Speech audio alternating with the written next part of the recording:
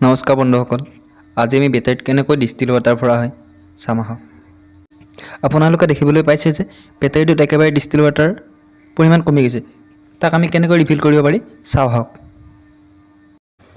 বন্ধুসকল, এতিয়া আমি বেটাৰীকেইটাৰ কেপকেইটা কইন্সৰ সহায়ত খোলো আহক। বন্ধুসকল, আপোনালোকে দেখিবলৈ পাইছে এই বেটাৰী কেপকেইটা মই কইন্সৰ সহায়ত খুলি লৈছোঁ।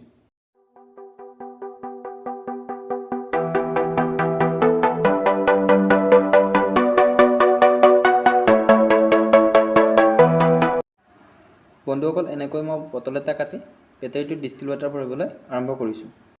বন্ধুসকল, বেটাৰীত পানী ভৰোৱাৰ সময়ত এটা কথা মনত ৰাখিব যে বেটাৰীটোত পানী জোখতকৈ বেছি নভৰাব।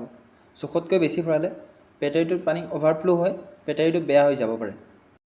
বন্ধুসকল, বেটাৰীটোত মই যেনেকৈ ডিষ্টিল ৱাটাৰ সেইখনতে ভৰাইছোঁ, আপোনালোকেও ঠিক তেনেদৰে বেটাৰীটোত ডিষ্টিল ৱাটাৰ শেষ হ'লে এনেদৰে এটা লিমিটলৈ ভৰাব পাৰে।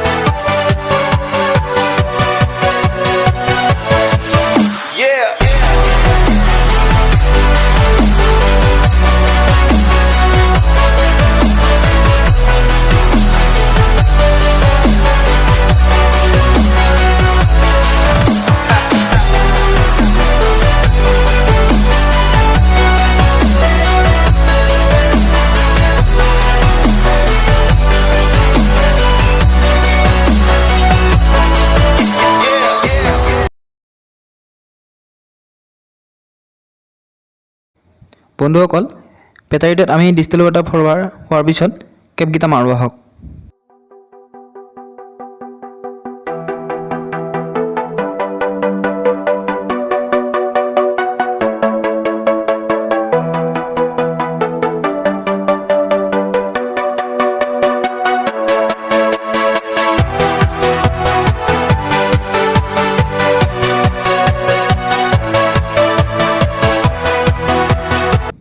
বন্ধুসকল, আজিলৈ ইমানতে সামৰিছোঁ। গতিকে নেক্সট ভিডিঅ'ত লগ পাম।